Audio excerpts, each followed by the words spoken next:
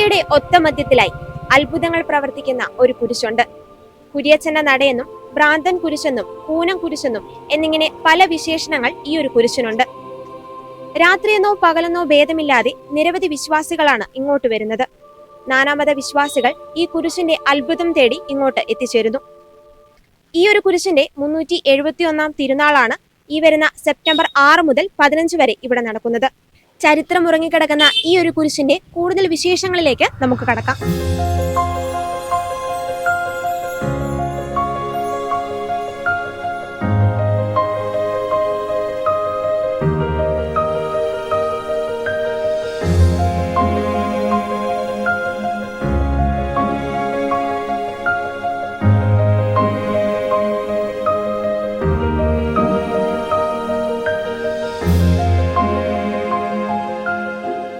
വിശുദ്ധ കുരിശിന്റെ മഹത്വം എത്ര വർണ്ണിച്ചാലും മതിയാവില്ല. ഭ്രാന്തൻ കുരിശെന്നും കുരിയച്ചന്റെ നടയെന്നും കൂനം കുരിശെന്നും അറിയപ്പെടുന്ന വിശുദ്ധ കുരിശ് ഇതാണ്. ഇവിടെ വരുന്ന വിശ്വാസികൾ ഒരിക്കലും നിരാശരാകാറില്ല. ഈ ഒരു കുരിശടിയിൽ വന്ന് പ്രാർത്ഥിക്കുന്ന ഏതൊരാളുടെ ആഗ്രഹവും ദൈവം നടത്തിക്കൊടുക്കും എന്ന ഉത്തമ വിശ്വാസമുള്ളത് കൊണ്ടാണ് നിരവധി വിശ്വാസികൾ ഇങ്ങോട്ട് വരുന്നത്. ഈ ഒരു കുരിശിന്റെ ചരിത്രവും തിരുനാളുമായി ബന്ധപ്പെട്ട വിശേഷങ്ങളും നമുക്കറിയാം.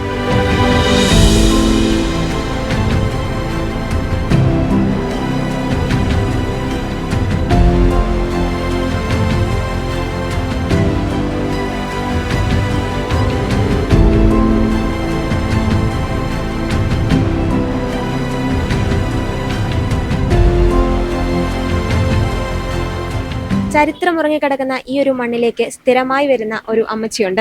അമ്മച്ചി പേരെന്താണ്? മേരി. ഇത് എന്തെങ്കിലും ഒരു അനുഭവം അമ്മച്ചിക്ക് വ്യക്തിപരമായിട്ട് പറയാനുണ്ടോ? ഇപ്പോഴത്തെ അവസ്ഥ ഇപ്പൊ വന്നത് കാൻസറിന്റെ സ്ഥലം വഴി ശരിക്കുന്നില്ല, ഒരു ചെറിയ ഇടവഴിയാണ്. ഇപ്പുറത്തെ വീട്ടുകാരൻ അയാൾക്ക് കടന്നു വന്നു കഴിഞ്ഞപ്പോഴത്തേക്കും ഒരു കാൻസറിന്റെ സ്ഥലം വിൽക്കാൻ പോയി. എൻ്റെ മരുമാനാണ് എൻ്റെ കൂടെ ഉള്ളത്. അപ്പോൾ അയാളെ വിളിച്ചിട്ടാണ് കാര്യങ്ങളൊക്കെ പറയണത്. ഞങ്ങളോടൊന്നും പറയില്ല. അപ്പോൾ ഇങ്ങൊരു മകൻ വന്നിട്ട് ഞങ്ങളോട് വിവരങ്ങൾ പറയും. അപ്പോൾ കടം കൊണ്ട് നിൽക്കാൻ പാടില്ലാതെ ഞങ്ങൾ പൈസ ഇല്ല, ഞാൻ പെര വെച്ചിട്ട് ലോണിൽ നിൽക്കണേണ്, ലോൺ തീർന്നിട്ടുമില്ല. അപ്പോഴാണ് ഈ സ്ഥലത്തിൻ്റെ കാര്യം പറഞ്ഞ് വന്നത്. അപ്പോൾ പൈസ ആദ്യമൊക്കെ പറഞ്ഞില്ല എത്ര രൂപ വേണമെന്നുള്ളത് കാര്യം.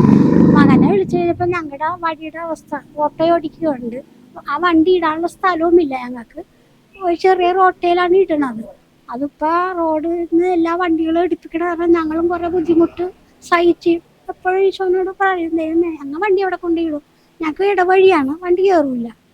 ആ അവസ്ഥയിൽ എങ്ങനെ ഇരിക്കുമ്പോഴാണ് ഇയാൾ പറയണത് കാര്യങ്ങൾ സ്ഥലം ബെന്നാറിന് തരാൻ ഉദ്ദേശിക്കണം. അതുകൊണ്ട് അയാൾക്കുടെ അനുഭവം അയാൾക്കുടെ കടം കൊണ്ട് നിൽക്കാൻ പറ്റാഞ്ഞിട്ട് ബെന്നാറിനെ വിളിക്കണേ. പക്ഷെ ഞങ്ങളാരും വിളിക്കണമില്ല, മരുമോനെയാണ് വിളിക്കണത്.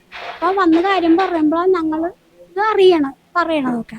പൈസയുടെ കാര്യം അപ്പം ഞങ്ങൾ ചോദിക്കും എന്ത് വിലക്ക് തരും എന്ന് വെച്ചിട്ട് അതൊന്നും പറയണില്ല. അവസാനം പുള്ളിക്കാരനെ വിളിച്ച് പറഞ്ഞ് അവസാനം പൈസ വെച്ചപ്പോൾ ഞങ്ങൾ ഞെട്ടിപ്പോയി. കാസർഗോഡ് സ്ഥലം 5 ലക്ഷത്തിനാണ്. ഞങ്ങൾക്ക് 1 ലക്ഷത്തിന് താഴെ കടം പിന്നെയും കിടക്കണേണ്. പിന്നെ എന്ത് ചെയ്യും, വണ്ടി ഇടണമല്ല എന്നോർത്ത് കാശ് ഞങ്ങൾ നോക്കിയില്ല. അപ്പോഴത്തേക്കും വീടിൻ്റെത് ഒരു കണക്കിന് സഹായം ചെയ്ത് എൻ്റെ ഭർത്താവിൻ്റെ വീട്ടുകാർ സഹായം ചെയ്ത് അതങ്ങോട്ട് തീർത്ത് ലോണ് 5 ലക്ഷം വേണമല്ല അതെടുത്ത്. അതും പോരല്ല, കാശ് പിന്നെയും വേണം, എല്ലാം ചെയ്യണമെങ്കിൽ തന്നെ സൊസൈറ്റിക്കാണ്. അപ്പോൾ സൊസൈറ്റിക്കാർ വന്ന് നോക്കി ഇടവഴിയാകുമ്പോൾ കാശ് വീടിന് കാണുകയില്ല. പിന്നെ അങ്ങനെ ആ കാശ് മേടിച്ച് കഴിഞ്ഞപ്പോൾ ഇയാൾ ലോൺ എഴുതി കണ്ടു കഴിഞ്ഞപ്പോൾ പൈസ ചോദിക്കാൻ തുടങ്ങി. രജിസ്റ്റർ ആക്കണ ഉപ്പാട് തന്നെ പൈസ ചോദിക്കാൻ തുടങ്ങി. അപ്പോൾ ശല്യം പോലെയാണ്. പിന്നെ ഇരിക്കപ്പുറത്ത് എൻ്റെ മരുമനെ ഇരിക്കപ്പുറത്ത് കൊടുക്കുക, കാശ് വേണം. അങ്ങനെ തന്നെ 1 ലക്ഷം രൂപ കൊടുക്കാമെന്ന് വിചാരിച്ചു. ഒന്നും ചെയ്യാണ്ട് തന്നെ 1 ലക്ഷം കൊടുത്തു. അപ്പം ഞാനും എൻ്റെ മകളും കൂടിയാണ് കൊണ്ടേ കൊടുത്തത്. തെളിവൊന്നുമില്ലല്ലോ, ആരും വിളിച്ചുമില്ല, ഒരു തെളിവുമില്ല. അപ്പം അയാളും നട്ടേട്ടം പറഞ്ഞ നമ്മളെയും പറ്റിക്കുക എന്നുള്ള ഇതിൽ ഞങ്ങൾക്ക് ഭയങ്കര വിഷമം ഉണ്ടായിരുന്നു. പിന്നെ എന്തെങ്കിലും ആകട്ടെ എന്നോർത്ത് കൊണ്ടേ കൊടുത്ത്. ദൈവം ഉണ്ടല്ല, കുരിയച്ചിന് ഞാൻ നേർച്ചയെന്നായിരുന്നു. എൻ്റെ കുരിയച്ച എനിക്ക് ഇതെല്ലാം ചെയ്ത് തന്നെ, എന്നെ പറ്റിക്കാനും ചതിക്കാനും ഒന്നും ഇടവരുത്തല്ലേ എന്നുള്ളത്. 1 ലക്ഷം കൊടുത്തു കഴിഞ്ഞാൽ പിന്നെയും ചോദിക്കാൻ തുടങ്ങി പൈസ. പിന്നെ പൈസ എടുത്തിട്ട് അവിടെ സൊസൈറ്റി തന്നെ എടുത്തില്ല ഇങ്ങോട്ട്. അപ്പോഴത്തേക്കും പിന്നെയും ചോദിച്ചുകൊണ്ടിരിക്കണേണ്. അപ്പോൾ ഞങ്ങളോടല്ല ചോദിക്കണം, മകനോടാ ചോദിക്കണം. അയാൾ തന്നെ എനിക്ക് കടം വീട്ടാനുള്ള ആളും. അപ്പോൾ പറഞ്ഞു "ഇനി തരൂല പൈസ, ഇനി രജിസ്റ്റർ ആക്കാതെ പൈസ തരൂല" എന്ന് പറഞ്ഞു. അങ്ങനെ പോണേന്ന്. അപ്പോൾ ഈ കാസൻ്റെ സ്ഥലം അയാൾക്കിടെ വേറെ പറമ്പ് എന്നാണ് മേടിച്ചേക്കുന്നത്. 2 ആധാരമാണ് അയക്കള. വീട് വെച്ചേക്കണ ഒരു പറമ്പ്, ഈ കാസൻ്റെ സ്ഥലം വേറെ. അതെനിക്ക് അറിയാമായിരുന്നു. അപ്പം അതുവരെ അങ്ങനെയൊക്കെയാണ് ചെയ്ത് വെച്ചേക്കണേന്ന് എനിക്കറിയാൻ പാടില്ല. അപ്പോഴത്തേക്കും വന്ന് കാശിൻ്റെ കാര്യം പറഞ്ഞപ്പോൾ പിന്നെ അയാൾ വേണ്ട വഴിയൊക്കെ ചെയ്ത്. എന്ന് വെച്ചാൽ പോക്കുവരവിൻ്റെ ഒന്നും നടത്തിയിട്ടില്ല അയാൾ. ആ സ്ഥലം പോക്കുവരവ് നടത്തിയിട്ടില്ല. പിന്നെ അതിൻ്റെ ഇടയ്ക്ക് അയാൾക്കുടെ വീട് 2 നില വീടാണ്. ആളുകൾ വന്ന് വിൽക്കാനുള്ള പ്ലാൻ ഇട്ട് വിൽക്കാൻ നോക്കി, ആരും നോക്കണില്ല. പണയത്തിന് കൊടുക്കാൻ നോക്കി, അതൊന്നും നടക്കണില്ല. പിന്നെ ഞങ്ങൾക്കും സങ്കടം തോന്നി. എന്താണെന്ന് വെച്ചാൽ ഞങ്ങൾ ഈ വീട് വെച്ചപ്പോഴത്തേക്ക് അവരുടെ പറമ്പിൽ നിന്ന് മതിൽ കെട്ടിയേക്കണേ അതിൻ്റെ പുറത്തുകൂടി എടുത്തോളാൻ അയാൾ പറഞ്ഞു. അപ്പം ഞങ്ങൾക്ക് സന്തോഷം, കൂലിച്ചെലവ് കുറയുമല്ലോ എന്നോർത്ത് സന്തോഷമായി. അപ്പം അയാൾക്കടെ അപ്പനും അമ്മയെ സമ്മതിക്കണില്ല. നീ അങ്ങനെ ചെയ്തു തന്നെ വഴി ചോദിക്കും. അപ്പോൾ കച്ചവടം നടന്നോ അമ്മച്ചി? എന്നിട്ട് കച്ചവടമൊക്കെ നടന്നു, എല്ലാം നടന്നു, ഓക്കെ. എല്ലാം ഈ ഒരു കുരിശിന്റെ അനുഗ്രഹം കൊണ്ടാണെന്നാണ് വിചാരിക്കുന്നത്. ഞാൻ നേരത്തെ പറഞ്ഞ് കുരിയച്ച ശാശി പറയാണ്ട് വഴക്കിടാണ്ടും ഇത് നടത്തി തന്നെ. അങ്ങനെയാണ് ഞങ്ങളിപ്പോൾ മുടങ്ങാണ്ട് എല്ലാ ആഴ്ചയിലും ഇപ്പോൾ കുറച്ച് 1 മാസമായിട്ട് വന്നത്. അല്ലെങ്കിലും വിശ്വാസമൊക്കെയാണ് ഞങ്ങൾക്ക്, എനിക്ക് വിശ്വാസമാണ്. അപ്പം ഇതിൻ്റെ ആള് ഇത് തന്നെയാണ്.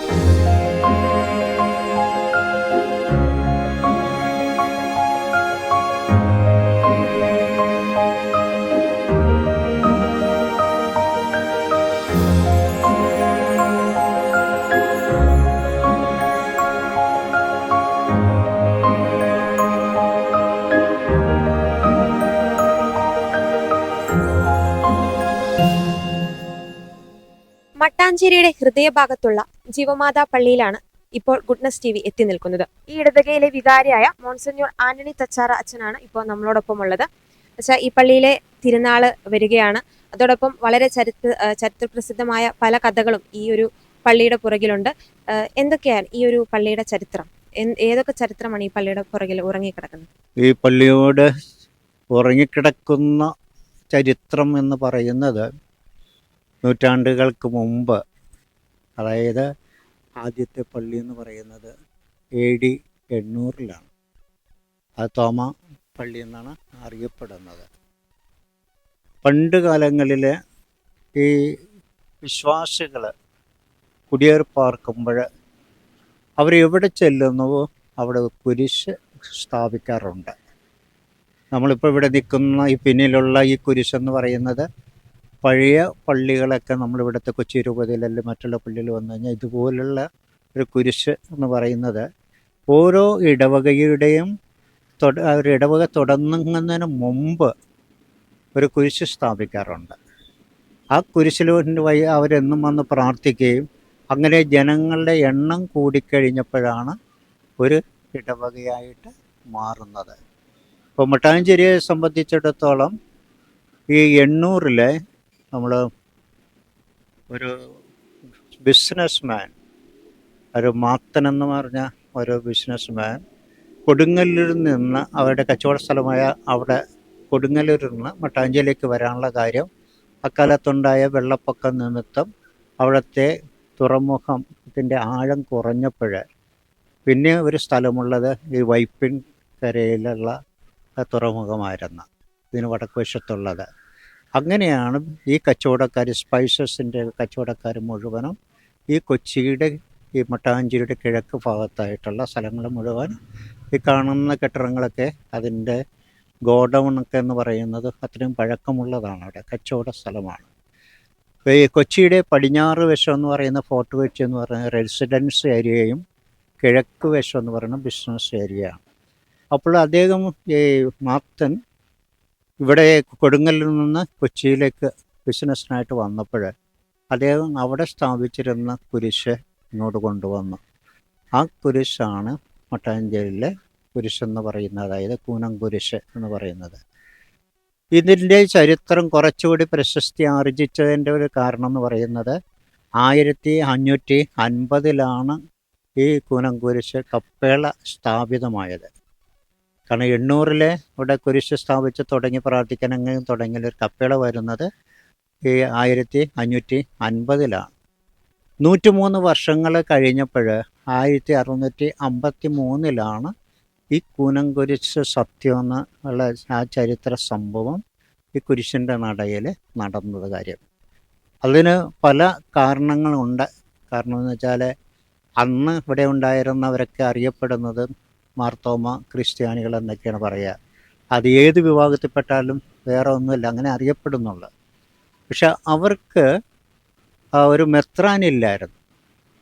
കാരണം പോർട്ടുഗീസ് രാജാവിന് പോപ്പ് കൊടുത്ത ഒരു അധികാരം പൗരസ്ത്യ നാടുകളിൽ വചനം പ്രഘോഷിക്കുവാനായിട്ടുള്ള സുവിശേഷം പ്രസംഗിക്കാനുള്ള അധികാരം കൊടുത്തത് പോർച്ചുഗലിലെ രാജാവിനാണ്.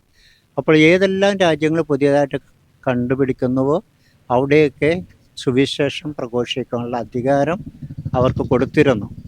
വിശുദ്ധ ഫ്രാൻസിസ് സേവ്യറും 16-ാം നൂറ്റാണ്ടിൽ ഇവിടെ വന്നപ്പോഴും അദ്ദേഹം ആ അധികാരത്തോടെ ഒരു ലെറ്ററായിട്ടാണ് ഇവിടെ വന്നതെന്ന് പറയപ്പെടുന്നുണ്ട്. അപ്പോൾ അങ്ങനെ അവരുടെ കീഴിൽ നിൽക്കുമ്പോഴാണ് ഇവിടെ ഉള്ള ഒരു ആർച്ച് ഡീക്കൻ എന്ന് പറഞ്ഞാൽ ഒരു മെത്രാനേക്കാളും കൂടുതൽ അധികാരമുള്ള ഒരു വ്യക്തിയാണ്. അപ്പോൾ ഇവിടെ മെത്രാൻ ഇല്ല, അവർക്ക് ഉള്ളതെല്ലാം ലത്തീൻകാരുടെ എന്ന് പറയുന്ന പോർട്ടുഗീസുകാർ കൊണ്ടുവന്നിട്ടുള്ള മെത്രാന്മാർ. അപ്പോൾ ഈ ആർച്ച് ഡീക്കനാണ് ഈ ഭരണം മുഴുവനും നടത്തിയിരുന്നത്. അപ്പോൾ അവരെ സംബന്ധിച്ചിടത്തോളം അവർക്കൊരു മെത്രാനെ ആവശ്യമുണ്ട്. അങ്ങനെ ഇവരെ ഒരു കലിതായ സഭയിൽ എന്നൊരു മെത്രാനെ, അഹത്തൽ എന്ന് പറയുന്ന മെത്രാനെ ഇവിടെ കൊണ്ടുവരാനായിട്ട് അവർ പ്രയത്നിച്ചു വളരെയധികം. അങ്ങനെ അദ്ദേഹത്തെ ഇങ്ങോട്ട് കൊണ്ടുവരുമ്പോൾ സമയത്ത് കൊച്ചിയിൽ, അത് 1652-ലാണ് പോർട്ടുഗീസുകാരെ കപ്പലിന് ഇവിടെ കൊണ്ടുവരുമ്പോൾ ഇവിടെ അങ്കമാലിയിൽ നിന്നൊക്കെ ഒരു 25,000-30,000 പേരെ അദ്ദേഹത്തെ സ്വീകരിക്കുവാൻ ഇവിടെ നിന്നിരുന്നു. പക്ഷെ അന്ന് ഞാൻ അറിയുന്നതും ചരിത്രത്തിലെന്ന് പറയുമ്പോൾ ഈ ആർച്ച് ഡീക്കൻ നുണ പറഞ്ഞിട്ട് പോപ്പിൻ്റെ അനുവാദത്തോടു കൂടിയാണ് ഇതൊക്കെ ചെയ്യണം എന്ന് പറഞ്ഞുകൊണ്ടുള്ള ലെറ്ററൊക്കെ പ്രചരിച്ചിരുന്നു. അന്നത്തെ ഉള്ളവർക്ക് എന്ത് സത്യം എന്താണെന്ന് അറിയില്ല.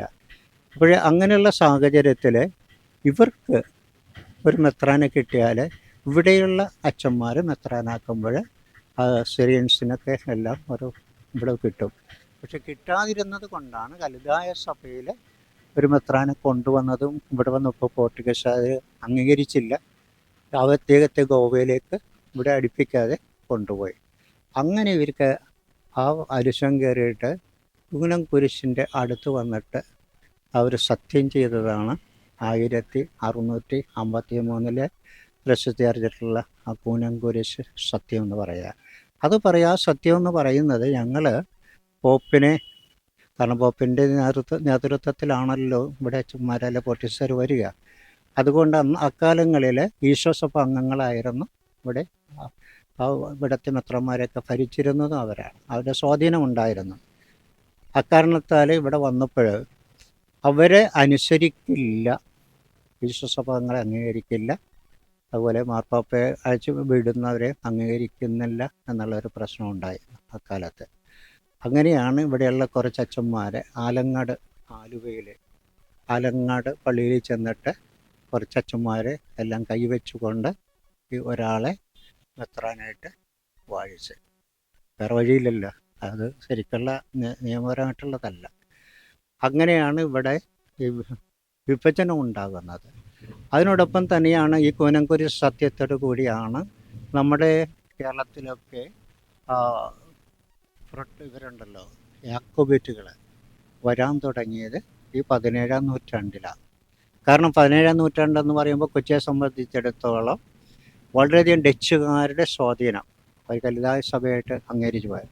അവരുടെ സ്വാധീനം ഉള്ളത് കൊണ്ട് ആണ് അവരുടെ സഹായത്തോടു കൂടെ ഇവിടെ വളരാനും അതിനോടൊപ്പം തന്നെ കൂനംകുരിശ് സത്യത്തോടു കൂടി ഇങ്ങനെ വിഭജനമുണ്ടായി. നമുക്കറിയാം മെത്രാൻ കക്ഷി പാവക്കക്ഷി എന്നൊക്കെ പിന്നീട് വരുന്നത്, അല്ലെങ്കിൽ തുതിയൂർ സഭ വരുന്നത്, വട്ടിപ്പണം എന്നൊക്കെ പറഞ്ഞ പ്രശ്നങ്ങളൊക്കെ ഉണ്ടാകുന്നത് അതിനോടനുബന്ധിച്ചുള്ള കാര്യങ്ങളാണ്. ഇപ്പോൾ ചിലർ പറയുന്നു ഈ കൂനംകുരിശ് സത്യത്തോടു കൂടിയാണ് ഇവിടെ വിഭജനം ഉണ്ടായത്. അതിനൊരു പ്രത്യേക കാരണം ഇതാണ്. കാരണം ഇത്രയേ ഉള്ളൂ. പിന്നെ ഇവിടെ ഈ തിരുനാൾ ഈ സെപ്റ്റംബർ 14-ാം തീയതിയാണ് കത്തോലിക്ക സഭയിൽ വിശുദ്ധ കുരിശിൻ്റെ മഹത്വീകരണ തിരുനാൾ ആഘോഷിക്കുക. അപ്പോൾ അതിനോടനുബന്ധിച്ചുള്ള ഒരു 10 ദിവസമാണ് ഈ പള്ളിയിൽ. ഇപ്പോൾ 371-ാമത്തെ തിരുനാളാണ് ഇവിടെ ഇതിപ്പോൾ ഈ വർഷം ആഘോഷിക്കുന്നത്. ഇതിൻ്റെ കുരിശിൻ്റെ മഹത്വം എന്തുമാത്രം ഉണ്ട് എന്ന് മനസ്സിലാക്കുന്നത് ഇവിടെ വരുന്ന വിശ്വാസികളുടെ അവിശ്വാസവും അനുഭവവുമാണ്. കാരണം നമ്മൾ വിശുദ്ധ പൗലോസ്ലീഹയാണെങ്കിൽ കൊരിന്ത്യക്കാരോട് പറഞ്ഞൊരു കാര്യം എന്ന് പറയുന്നത്, ഞാൻ ക്രൂശിതനായ യേശുവിനെ കുറിച്ചാണ് ഞാൻ പഠിപ്പിച്ചിട്ടുള്ളത്, ഞാൻ ചെയ്യുന്നത് തന്നെയാണ്.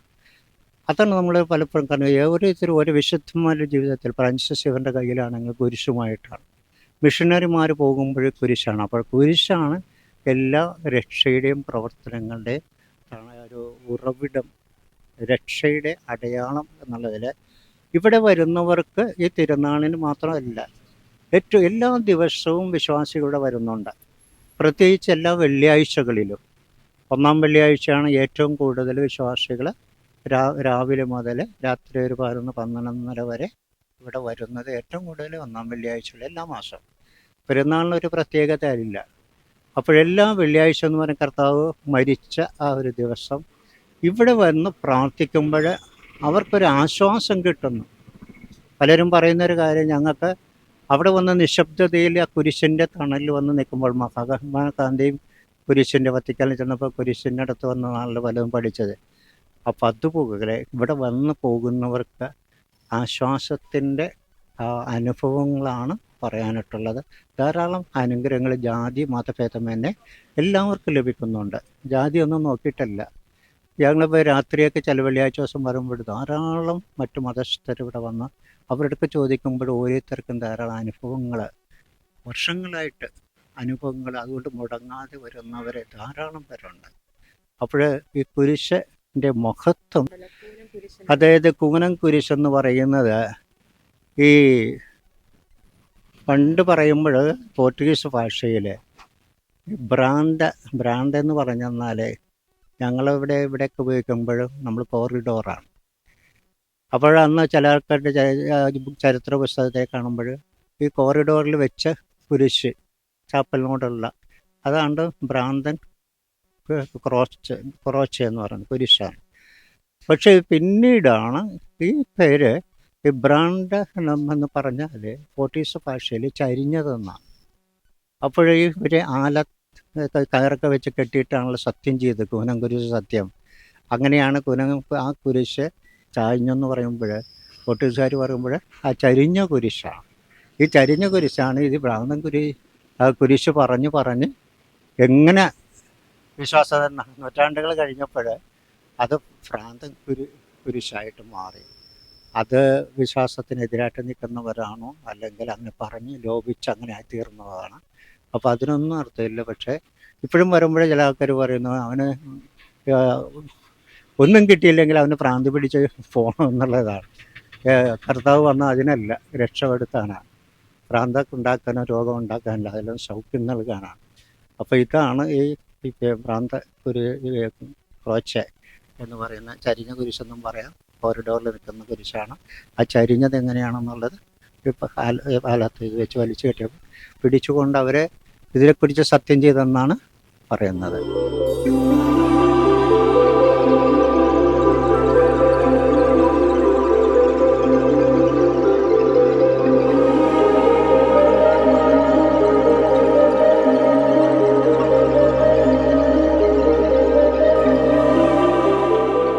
മട്ടാഞ്ചേരി പള്ളിയിലെ കൊച്ചച്ഛൻ ഷാർവിൻ സേവ്യർ അച്ഛനാണ് ഇപ്പം നമ്മളോടൊപ്പം ഉള്ളത്.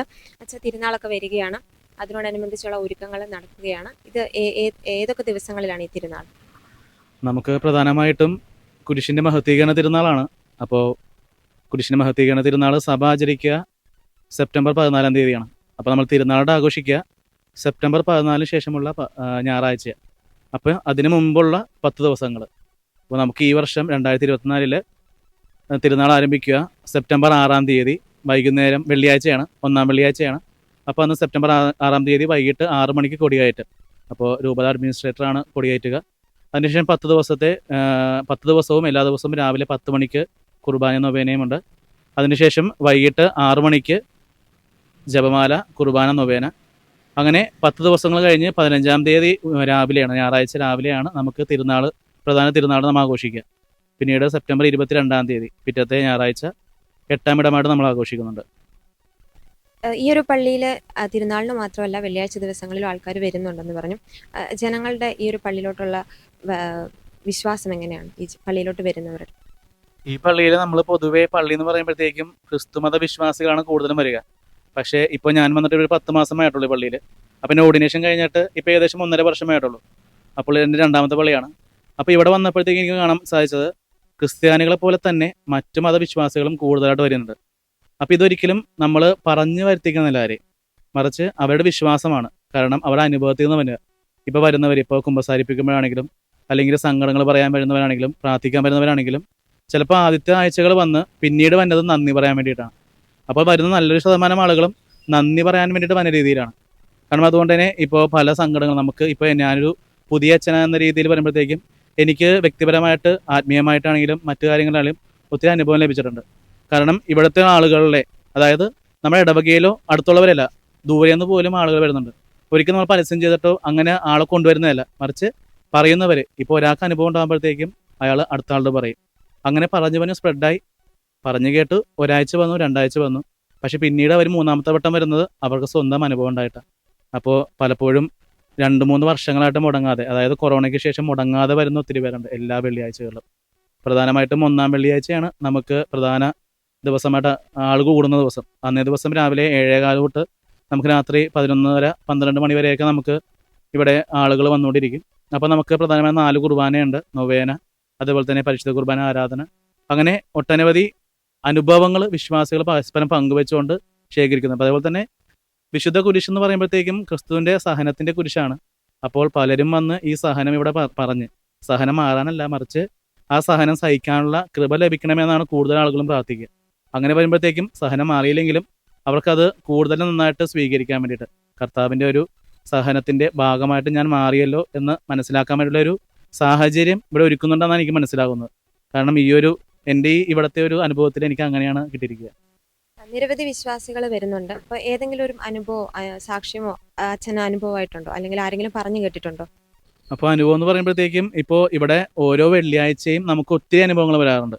അപ്പോൾ കൃതജ്ഞതാക്കത്ത് തന്നെ ഒരു ഒട്ടനവധി, അപ്പോൾ അതിൽ നിന്നും 7-8 മാത്രം നമ്മൾ എടുത്ത് വായിക്കാറുള്ളൂ കൃതജ്ഞതാക്കത്തുകൾ.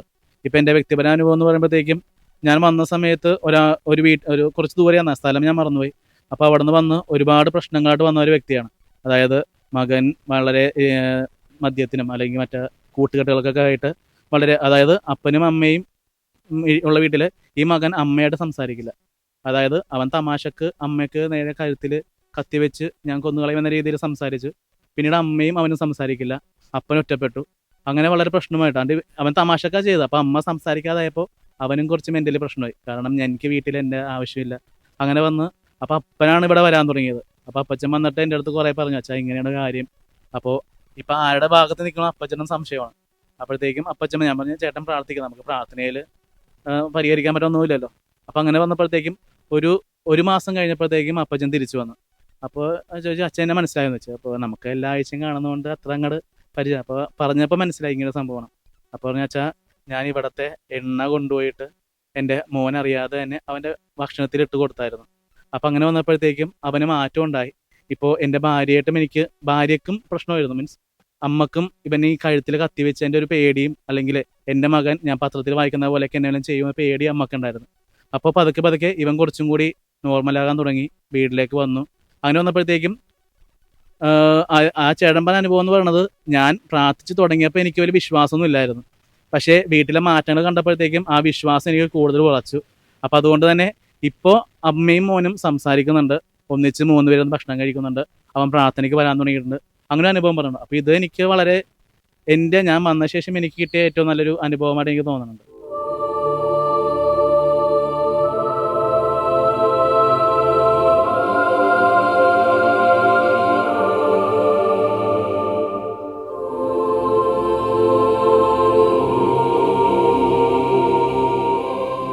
ചേട്ടൻ ഇവിടെ സ്ഥിരമായിട്ട് വരുന്ന ഒരാളാണോ?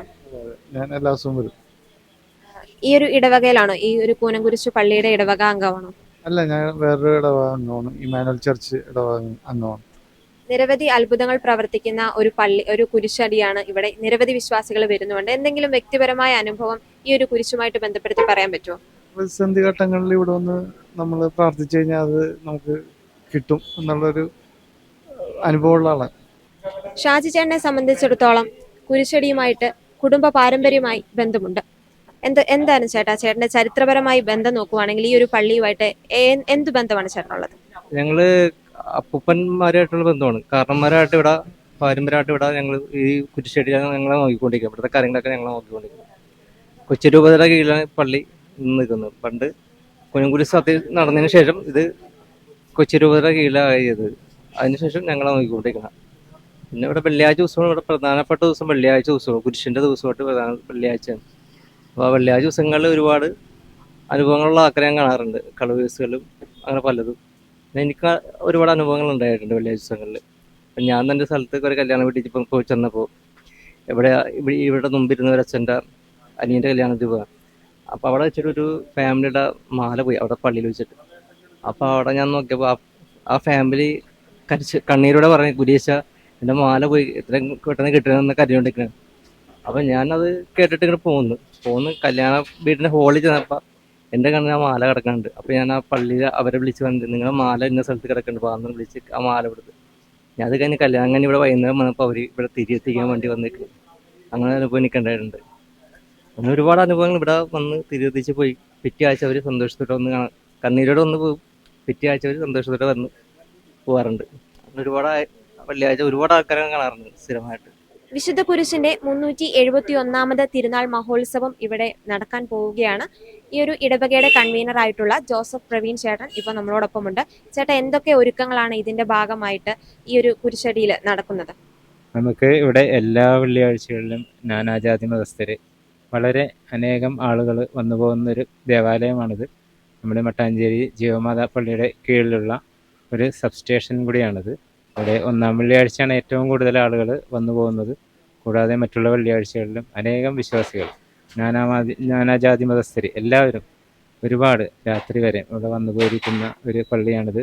അപ്പോൾ ഈ വർഷം 2024 നമ്മൾ ആഘോഷിക്കുന്ന വിശുദ്ധ കുരിശിൻ്റെ മഹത്വീകരണ തിരുനാൾ 371 മഹത്വീകരണ തിരുനാൾ ആഘോഷിക്കുകയാണത്. സെപ്റ്റംബർ 6 ആരംഭിച്ച് സെപ്റ്റംബർ 15 ഞായറാഴ്ച സമാപിക്കുന്നു. അപ്പം അതിനോടനുബന്ധിച്ചാണ് നമ്മൾ ഇന്നിവിടെ ആയിരിക്കുന്നത്. അപ്പം ഏവരെയും ഈ ഒരു തിരുനാളിലേക്ക് സ്വാഗതം ചെയ്തു കൊള്ളുകയാണ്. അപ്പം നമ്മൾ അനേകം വിശ്വാസികളിവിടെ വന്നു പോകുന്നുണ്ട്. എല്ലാ മതസ്ഥരും അവർക്ക് കുരിശിനോട് വളരെ വിശ്വാസമാണ്. കുരിശിനോട് ഉള്ള സത്യം എല്ലാവർക്കും എപ്പോഴും ഉണ്ട്. അതുകൊണ്ട് ഒരുപാട് വിശ്വാസികൾ വന്നു പോകുന്നുണ്ട് എല്ലാ ദിവസങ്ങളിലും, വെള്ളിയാഴ്ച കൂടാതെ ഒന്നാം വെള്ളിയാഴ്ചകളിലും മറ്റ് സാധാരണ വെള്ളിയാഴ്ചകളിലൊക്കെ വന്നു പോകുന്നു. അതിൻ്റെ ഭാഗമായിട്ടാണ് ഈ 371 മഹത്വീകരണ തിരുനാൾ, കുരിശിൻ്റെ മഹത്വീകരണ തിരുനാൾ നമ്മളിവിടെ സെപ്റ്റംബർ 6 മുതൽ 15 വരെ ആഘോഷിക്കുന്നത്. ഈ ഒരു തിരുനാളിന്റെ ഭാഗമായിട്ട് ഈ കുരിശടിയിലാണെങ്കിൽ എന്തൊക്കെ ഒരുക്കങ്ങളാണ് നടത്തിയത്? നമ്മളിപ്പോൾ കുരിശിനോടുള്ള എല്ലാ കാര്യങ്ങളും ഇവിടെ നടന്നുകൊണ്ടിരിക്കുകയാണ്. പള്ളി പെയിൻറ്റിങ്, മറ്റ് കാര്യങ്ങൾ, ഡെക്കറേഷൻസ്, അലങ്കാരങ്ങൾ, മറ്റ് നോട്ടീസ് വിതരണം, അങ്ങനെ പോലെ എല്ലാ അറിയിപ്പുകളും നമ്മൾ വിട്ട് കഴിഞ്ഞു. മറ്റുള്ള പള്ളികളിലേക്കുള്ള അറിയിപ്പുകൾ നോട്ടീസ് മുഖാന്തരം അവിടെ എത്തിച്ചു കഴിഞ്ഞു. അപ്പോൾ അതിനോടനുബന്ധിച്ച് എല്ലാ കാര്യങ്ങളും ഇവിടെ ഭംഗിയായിട്ട് നടന്നുകൊണ്ടിരിക്കുകയാണ് ഈ തിരുനാളിനോട് മുന്നോടിയായിട്ട്.